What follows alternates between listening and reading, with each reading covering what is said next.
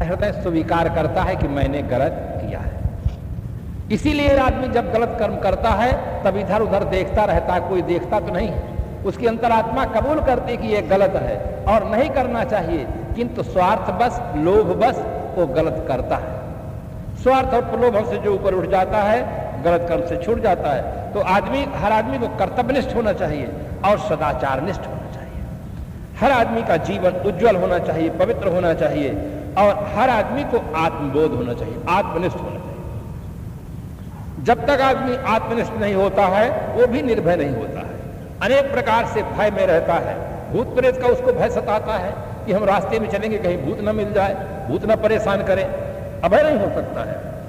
और आगे चलते हैं तपश्चर्या के क्षेत्र में देखते हैं ऐसे ऐसे साधु हैं जो 12 साल तक खड़े रहते हैं, 12 साल तक मौन रहते हैं, 12 साल तक व्रत करते हैं, जो भी विधान लेते हैं तपश्चर्या का 12 साल तक लगातार करते हैं। ऐसे व्यक्तियों को हम देखे हैं जो 12 साल खड़े रहे हैं, जिनके पैर में सूजन आ गई थी, अनाज नहीं खाते थे, फल लेते थे और तरह तरह के अंधविश्वास के शिकार थे, निर्भय नहीं थे, क्योंकि वहां आत्मबोध नहीं था। आत्मज्ञान के अभाव में आदमी अभय है, अनेक अंधविश्वासों का शिकार रहता, भयभीत रहता है कि अगर ऐसा नहीं किया तो परमात्मा नाराज हो जाएगा, हमको नरक में भेज देगा, ये हो जाएगा, वो हो जाएगा। आदमी निर्भय नहीं होता। सदगुरु मिले, कर्तव्य का बोध दिए, सदाचार निष्ठ जीवन हुआ, आत्मनिष्ठ जीवन हुआ, निर्भय ठान कियो जो अपना स्वरूप चेतन स्वरूप है, ये अजर अमर अविनाशी अखंड है, जड़ तत्वों से सर्वथा भिन्न है। अपने आप में जो व्यक्ति संतुष्ट हो जाता है, शांत हो जाता है, वो निर्भय स्थान पा जाता है। संसार का जितनी चीजें हैं सब मिलने और बिछोड़ने वाली चीजें, जो भी प्राणी मिले हैं, जो भी पदार्थ मिले हैं, एक न एक दिन सबसे छूट जाएंगे। हम देखें, अपने पूर्वजों को देखे हैं कि वे इन्हें अपना मानते रहे और छोड़ करके चले गए, चीजें ज्यों का त्यों बनी हुई हैं, व्यक्ति वो नहीं रह गए। इसी प्रकार से हमारे जीवन में भी होगा। अगर इन चीजों के प्रति हमारे मन में अहंता और ममता होगी, आसक्ति होगी, तो हम निर्भय नहीं। व्यक्ति निर्भय होता है बोध से, रहने से। जब उसे वस्तु स्थिति का यथार्थ बोध हो जाता है, जड़ से भिन्न चेतन सत्ता का बोध हो जाता है, संसार की आसक्तियों से व्यक्ति ऊपर उठ जाता है, अपने आप में संतुष्ट हो जाता है, शांत हो जाता है, तो निर्भय स्थान पा जाता है। जिसके लिए महाराज श्री राम ने सेवरी से नवधा भक्ति में कहा कि मम दर्शन फल परम अनूपा, जीव पाव निज सहज स्वरूपा। मेरे दर्शन करने का परम श्रेष्ठ अनुपम न उपमा देने योग्य फल यह है कि जीवात्मा साझ ही अपने स्वरूप को प्राप्त करेगा। शिवरी और मीरा नारी जात के दो प्रतिनिधि। शिवरी एक सामान्य घर की महिला है, मीरा एक राजघराने की महिला है। दोनों देवियां भक्ति भजन में जीवन यापन करती हैं। इसलिए नारी जगत के अंदर भी ये साहस होना चाहिए कि हम भी अपना ऐसा जीवन जी सकते हैं, किंतु दोनों को मार्गदर्शक कोई गुरु मिले थे। शिवरी के गुरु मतंग मुनि थे, मीराबाई के गुरु रैदास भक्त थे। दोनों को गुरु मिलने से बोध हो जाता है, ज्ञान हो जाता है।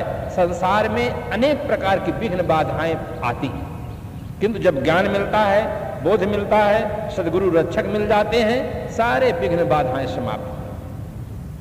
संसार बहुत विचित्र है। आप सत्संग में आते हैं, भजन करते हैं, भक्ति करने लग जाते हैं, तो संसार के लोग ताना बाना मारना भी शुरू करते हैं। कितनी जगह पर तो लोग कह बैठते हैं, अरे 9 से चूहा खाकर बिल्ली हज करने को चली है। यानी तमाम जवानी भर जीवन संसार की धारा में व्यतीत कर दिए हैं, अब वृद्ध अवस्था आ गई है, अब इनको कथा रुचती है, संत रुचते हैं, भजन साधन रुचता है।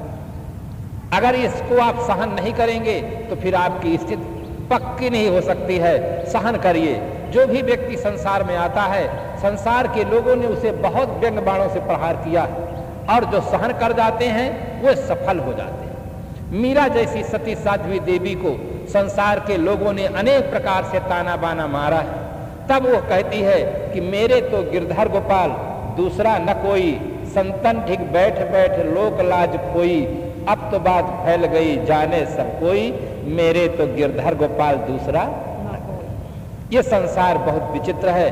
भजन करो, तो भी लोग व्यंग करते हैं, और न करो तो कहेंगे इनके भाग में कहाँ लिखा है, ये तो माया के कीड़े हैं, माया के गुलाम हैं, ये इनके भाग में कहाँ लिखा कि भगवत भजन करें। तो दोनों प्रकार से संसार कहता है, जो आदमी अपना कल्याण चाहता है वह निंदा से न डरे, निंदा वाले कर्मों से तो करोड़ों कोस दूर रहे, किंतु निंदा से न डरे।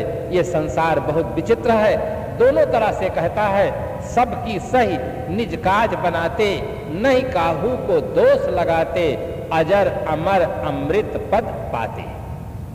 सबकी सह लो, जो आदमी सहता है वही आदमी संसार में ऊपर उठ सकता है, वही आदमी सफल होता है। सबको लोगों ने कहा है, गांधी जी को कहा, और राष्ट्र में जो बड़े बड़े कहलाने वाले महापुरुष हुए सबको संसार के लोगों ने कहा है। इसलिए निर्भय ठान के वो सदगुरु मिल जाते हैं, और जब हमें बोध हो जाता है तो हम निर्भय हो जाते हैं। इतने नहीं, ऐसे ऐसे संत हुए हैं जो वैरागवान संत हुए हैं, जिनको देख करके समाज के लोगों ने बहुत बड़ा व्यंग किया। स्वामी राम तीर्थ थे, प्रोफेसर थे, और जब उनके जीवन में विराग आया और विराग के अभ्यास के लिए वो शमशान में जाते थे, शमशान में जाकर जब बैठते थे तो एक धोती पहन करके ओढ़ करके शमशान में जाते थे, और जब प्रोफेसर थे विद्यालय में जाते तो पैंट और शर्ट से जाते। किंतु जब शमशान में जा करके वहां बैठते, आंख बंद कर लेते, और भीतर विचारों का प्रवाह चालू हो जाता कि एक दिन ऐसा आएगा कि हमें भी यहाँ ही आना पड़ेगा, ऑफिस छूट जाएगा, कुर्सी छूट जाएगी, शमशान में ही पहुंचना पड़ेगा, और उस दिन लोग आग लगाकर फूंक देंगे, परिवार सब छूट जाएगा, पदार्थ सब छूट जाएंगे, पद छूट जाएगा।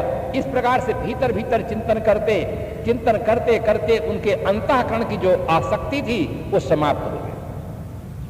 बहुत चीजों का अभ्यास करना पड़ता है, जैसे बचपन में माँ कितनी बार बच्चे को अंगुली पकड़ा करके खड़ा करती है, उसको तेल लगाती है, मालिश करती है, बार बार बच्चे को सहारा देती है, तब एक दिन ऐसा आता है कि बिना माँ के अंगुली के सहारा पकड़े बच्चा उठकर खड़ा हो जाता है और चलने लग जाता है। किंतु प्रारंभिक अवस्था में अगर कोई माँ इस प्रकार से आधार न दे, कोई व्यक्ति ऐसा आधार न दे, तो बच्चा खड़ा नहीं हो सकता है, चल नहीं सकता।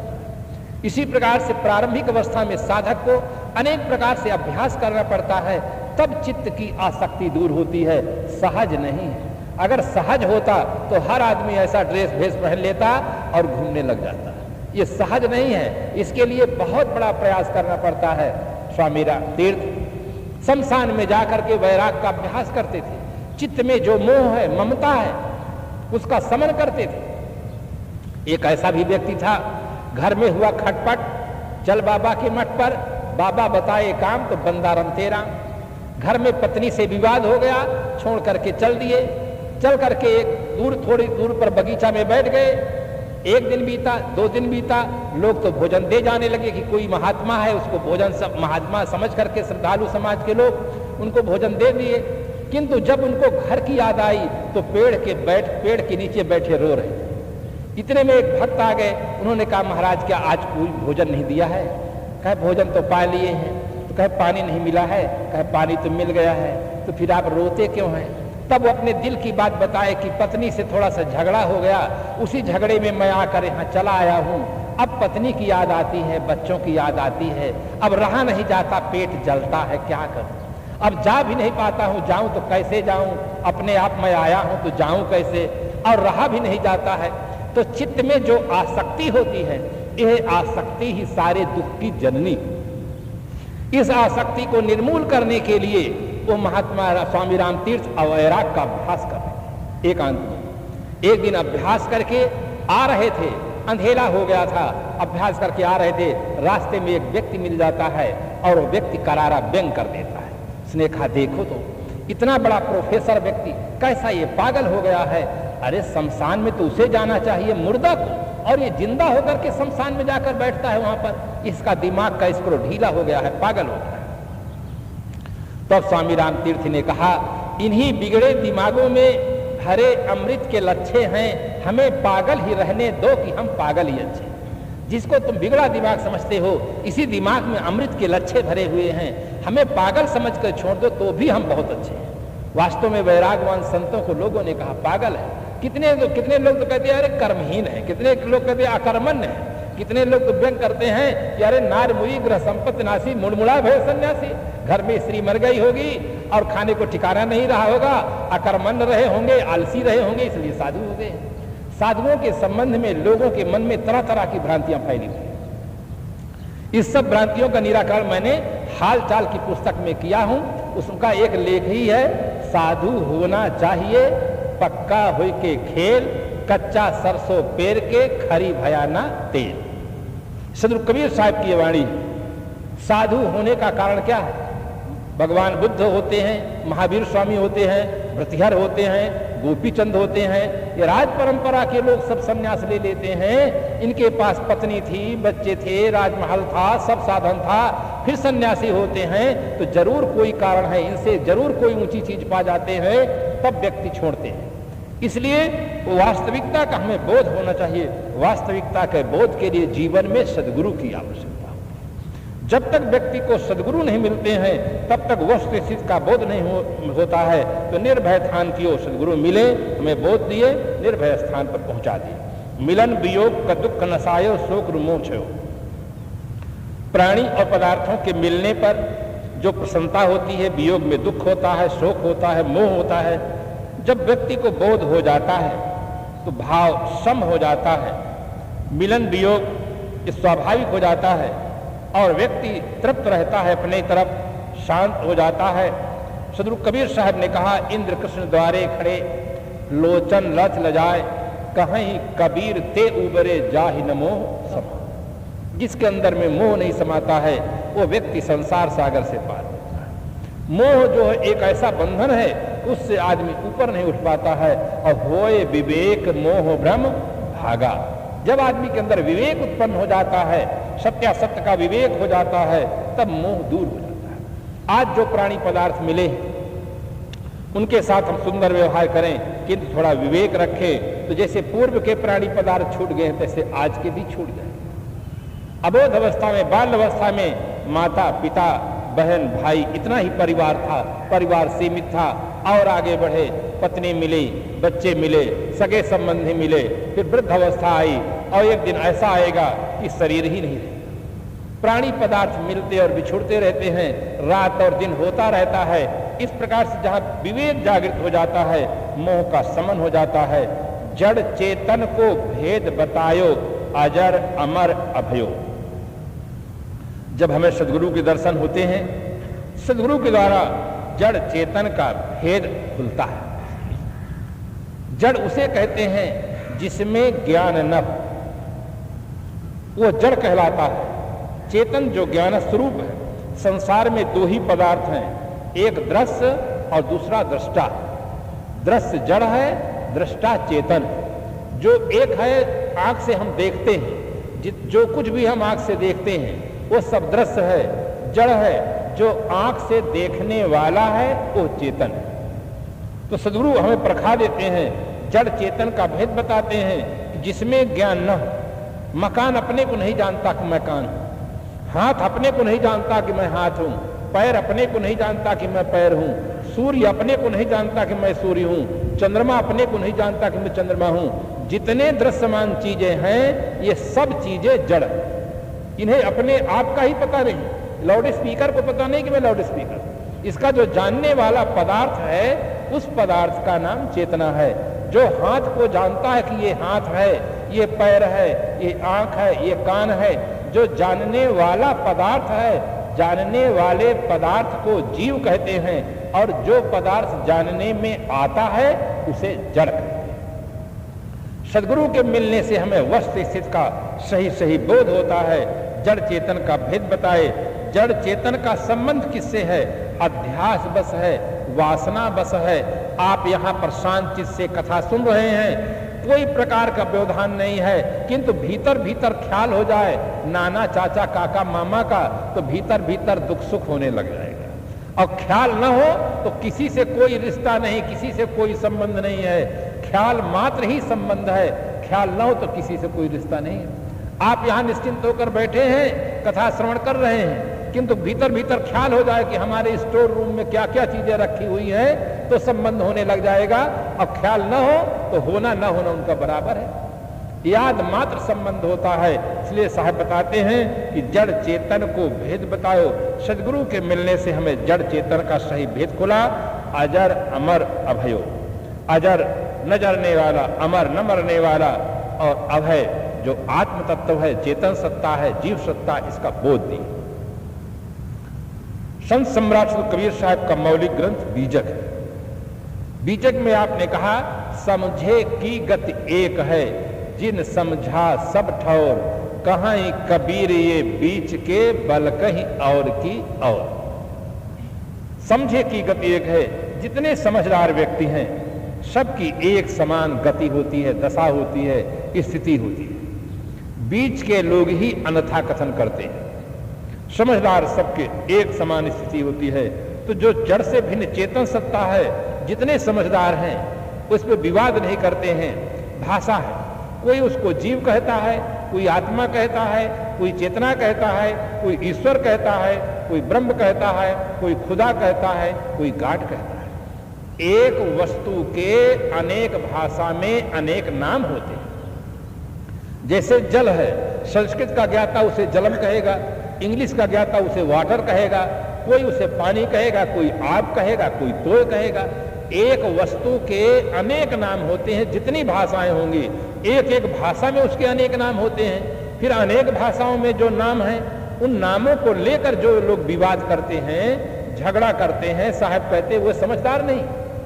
गीताकार ने समन्वय किया, उपदृष्टानुमंता चा भर्ता भोक्ता महेश्वरः परमात्मेति चाप युक्तो देहे अस्मिन पुरुषः परः। इस देह में रहने वाला जो पुरुष है, उपदृष्टानुमंता, भर्ता, भोक्ता, परमात्मा, महान ईश्वर है। कितना साफ समन्वय किया। सदगुरु कबीर साहब ने कहा, राम खुदाय सत्य शिव एकै कहधो काहि निहोरा।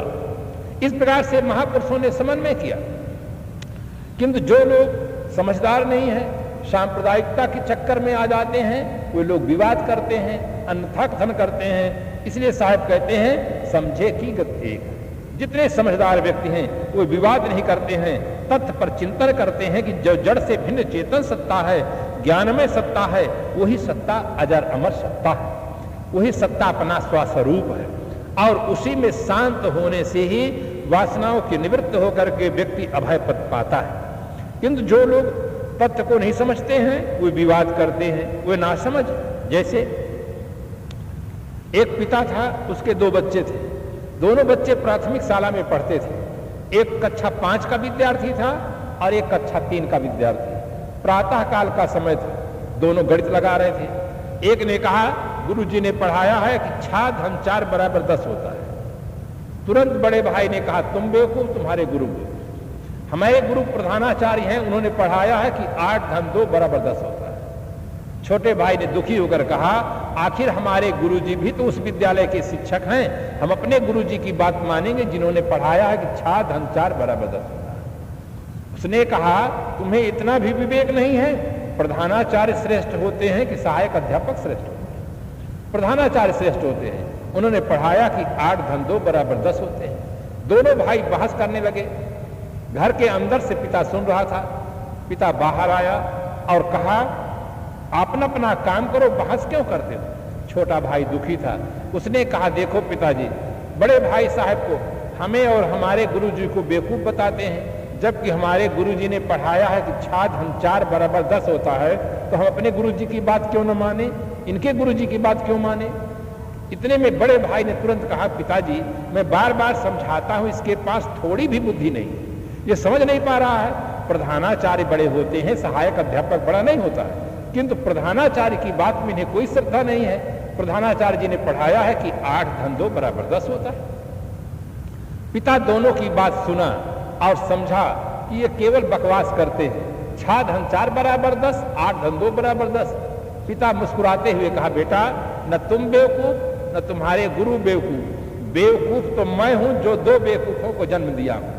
अगर मैं बेवकूफ नहीं होता तो तुम 2 बेवकूफों का जन्म ही नहीं होता। क्योंकि अब तथ्य में कोई झगड़ा नहीं है, केवल शब्द को लेकर के झगड़ा होता है।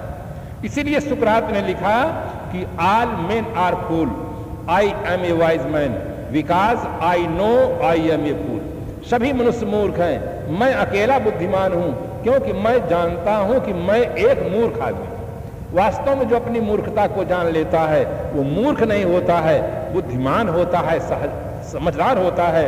अगर आदमी को अपनी भूल का पता चल जाता है तो आदमी उस भूल से छूट सकता है। जिस आदमी को अपनी भूल का ही पता न चलता हो वो आदमी अपने भूल से मुक्त होने का प्रयास कैसे कर सकता है। तो जो तथ्य है उस तथ्य पर हमारी दृष्टि जानी चाहिए। जिस समय मैं ऋषिकेश में परमार्थ निकेतन में पढ़ रहा था उस समय पर कभी कभी महामंडलेश्वर स्वामी भजनानंद जी कहा करते थे कि ब्रह्मवादियों पर बहुत व्यंग करते थे। तब जो वहाँ के एक और सन्यासी संत थे वो कहने लगे कि अब महात्माओं को ब्रह्म से शब्द से चिढ़ हो गई है, अब हम उसको चेतन कहा करेंगे। तो इस प्रकार से सभी उस आश्रम के रहने वाले थे और सभी वेदांती थे, किंतु शब्दों को लेकर के कभी कुछ ऐसा हो जाता है तब फिर वो चेतन का, अब भाई उसको चाहे चेतन कहो, चाहे ब्रह्म कहो, चाहे आत्मा कहो, चाहे जीव कहो। तो इस प्रकार से साहब जब मिले, सदगुरु मिले तो जड़ चेतन को भेद बतायो, अजर अमर अभयो, गुरु की कृपा से भयो बड़ भागी, तोस पियोस पियो। आज जो सुंदर सुनहरा चांस मिला है, पवित्र जीवन जीने का सौभाग्य मिला है, आत्मनिष्ठ जीवन जीने का सौभाग्य मिला है, किनकी कृपा से? गुरु की कृपा से भयो बड़ भागी। गुरु की कृपा से जब हमें बोध मिला तब हमें ऐसा पवित्र जीवन, महान जीवन जीने का सौभाग्य मिला। और तोष पियोस पियो, संतोष अब जीवन में आया।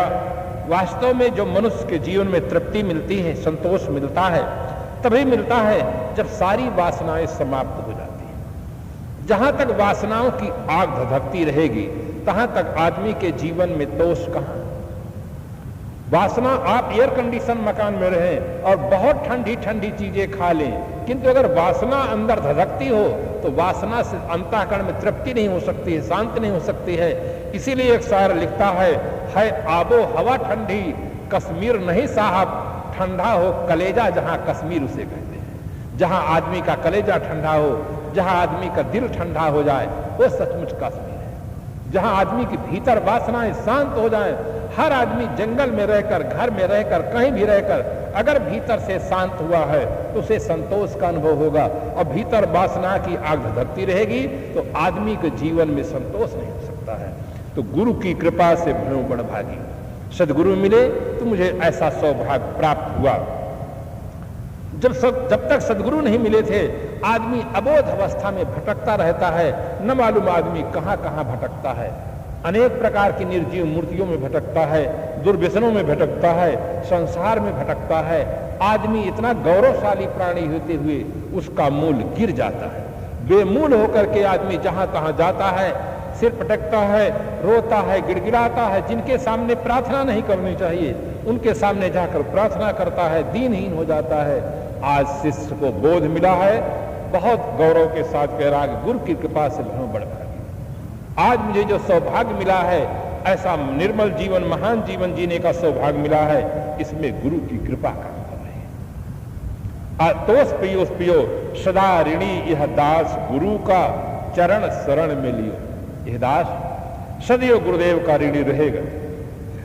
वास्तव में जो गुरु के द्वारा बोध प्राप्त होता है, शिष्य उसका ऋण नहीं चुका सकता। जो माँ बचपन में जितने प्यार से बच्चे का पालन पोषण करके उसे बड़ा बना देती है, योग्य बना देती है, जीवन भर अगर बच्चा माँ की सेवा करे तो उससे ऋण नहीं हो सकता है। उतनी श्रद्धा से तो कर ही नहीं सकता है। जिस भाव से माँ बच्चे को पालन पोषण कर देती है उस भाव से वो कहाँ सेवा हो सकती है। और कितने दिन तक, 2-4 दिन 10 दिन अगर माँ बीमार पड़ जाए, करना पड़े वो काम जो माँ बचपन में बड़े प्यार से करती रही, तो उसके मन में तरह तरह की भावनाएं पैदा हो जाए। तो माँ का बहुत बड़ा उपकार, पिता का बहुत बड़ा उपकार, इसी प्रकार से सबसे बड़ा उपकार गुरु का उपकार होता है, जो हमें बोध दान दे करके हमें अजर अमर अभय पद दिए और सारी भ्रांतियों से दूर कर दिए। और गुरु की कृपा से ही हमें ये जीवन में जो अधर्म है ये छूटा। शरीर को अहंकार जो मानते थे कि हम बहुत सुंदर हैं, बहुत बड़े हैं, और भी न मालूम क्या क्या मान करके रखते थे, वो सब देह का मान दूर हुआ।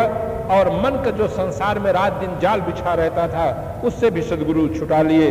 और इंद्रिय विषय को कल मलटायो, प्रपंच विषयों की आसक्ति में जो पड़े जल रहे थे, उससे निर्मल जीव कियो, जीव निर्मल हो गया।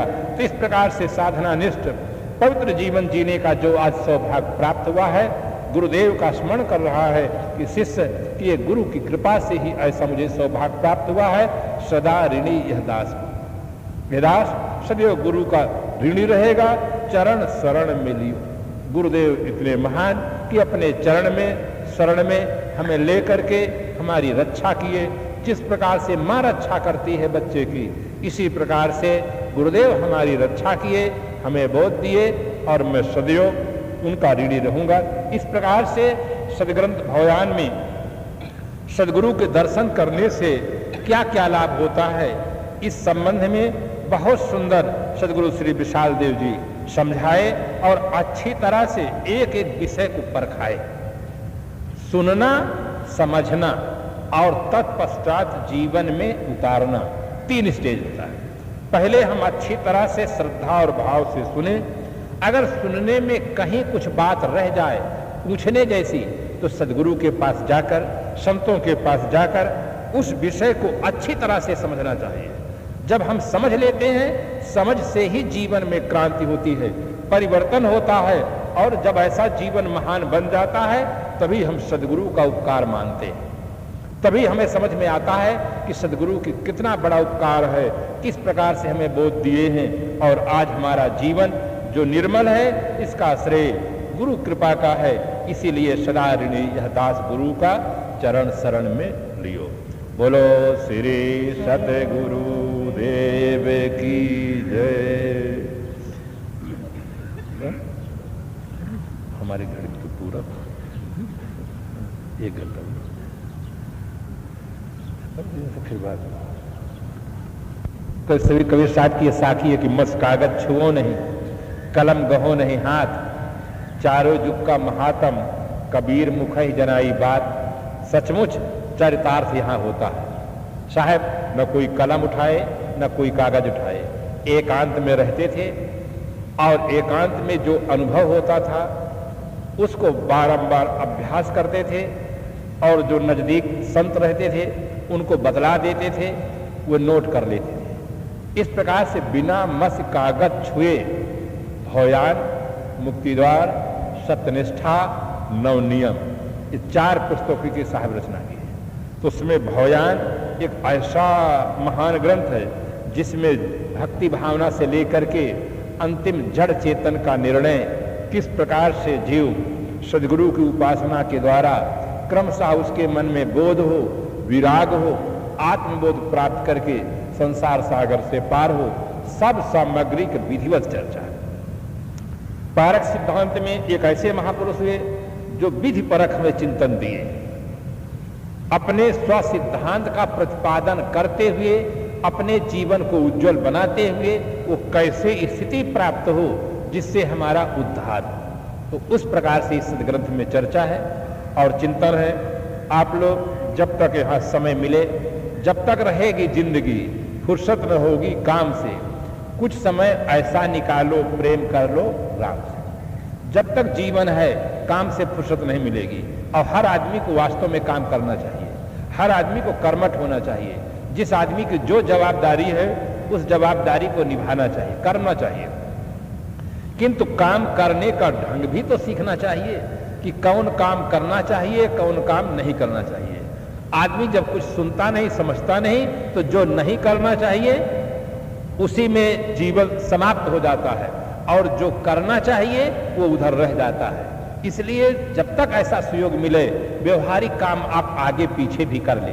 कथा का समय 4 बजे से 6 बजे तक है। ये 2 घंटा बहुत मूल्यवान समय है। व्यवहारिक काम आपकी जो जवाबदारी हो, या तो थोड़ा पहले कर ले या बाद में कर ले, किंतु सब संजोग ठीक रहे तो कथा में आए, इससे बहुत लाभ होगा।